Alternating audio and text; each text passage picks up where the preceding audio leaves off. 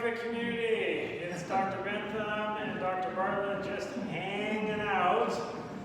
And today we want to talk about proprioception.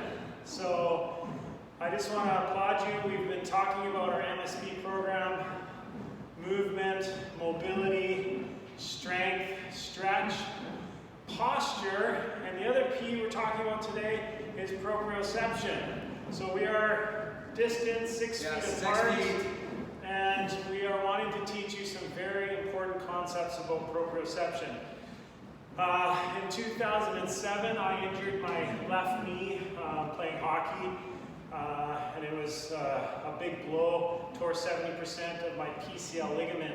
So proprioception has been a huge part of my recovery. I know Dr. Bartlett. Yeah, well, everyone knows, oh gosh, I just broke my leg 8 weeks ago, so this is, you can see I'm a little bit less balanced. I made a bad mistake, pilot error, and jumped off a 30-foot cliff skiing and broke my fibula. So I can't stress how important balance has been for me, because I could simply walk off a curb and not anticipate the ground and hurt myself. So today in proprioception, if you say, why is this important? There's two, in essence, parts of proprioception. There's how your body, how you perceive the environment. So basically, if I trip on something, if I step on something sharp, it's how I react. But also if the environment changes on me, I need to be able to read the environment. So there's an efferent, afferent messaging. So what we're going to be discussing today is we're going to give you 6 strategies that are going to help you increase your efficiency and your balance and your strength. So, Craig? Okay, let's get down. Yeah, you're not going to have to do this one today.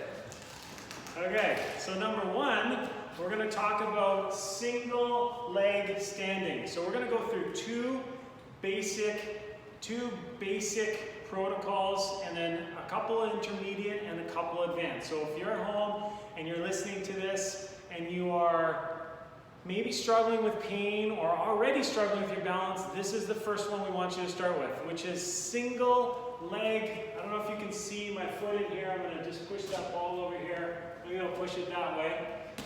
Oops, it's coming back to me. Here, can you grab Don't it? knock it over. So, single leg stance. So number 1 is if you can grab a chair or a doorknob or a door, and just make sure that you're carefully protecting yourself from falling. We don't want anyone falling here. So always have something you can grab, but start by just standing on one foot. This is key because you're now transferring nerve system impulses back and forth, brain to foot, foot to brain, brain to foot, foot to brain. There's so many falls that our patients have that talk about they don't have their balance because their proprioception's bad. It's not as quick as it used to be. So we start with that, proprioception. Number 1, single leg stance. And then number 2, if you want to go a little bit more advanced in this, try doing it with your eyes closed. It's really, really hard, but try it with eyes closed. Number 2. Oh, this is my bad leg, so. Number 2. Okay, number 2. We're going to call this walk the plank. It's about walking in a straight line. Now you can do this with your hands. You can use a broomstick for balance, or this is actually a weighted bar. And so it just adds a little bit more dynamic move. So if you can see my feet, I'm focusing as if I'm walking on a 2x4. I don't want to step off on the 2x4, so one foot in front of the other. And just simply walking in place, heel to toe, walk 4 or 5 steps forward, 4 or 5 steps backwards, and repeat that 4 times. So we didn't define how long you should stand. There is no perfect time. You could do 10, 15, 20 seconds. Just make sure you don't get to a fatigue level and you fall over. So, step 1, single leg, eyes open, eyes closed. Number 2, walk the plank forward. Number 3. And if you don't have one of those bars, you can grab a broomstick, you can grab anything. So this is number 3, which is now getting into more intermediate. So this is where we're standing on one leg, but we start to swing our legs, swing our arms, start to get your body moving in different ways. We can swing our legs back and forth, we can swing our legs side to side, and this allows us to actually advance our proprioception and build ourselves into more advanced neurological training. Do it on both sides. There is no real time limit, you have to do it, but this is a great exercise that you can do to warm up. A lot of people do leg swings like this. Part of it's for stretching, but part of it's for proprioception. Okay? That's number 3. Okay. Number 4, you're gonna need a prop. So you can take a pillow off your couch. You have a wobble disc you can stand on. You wanna make now the floor unstable. So I'm standing on an unstable surface. You can do, if you don't feel balance, just 2 legs. Working on balance, see the floor is moving under me. If you want to go more advanced, obviously you do 1 leg. And just balance for at least 20 seconds again on a surface, on that pillow. That will change the dynamic and this will actually get you to that next level.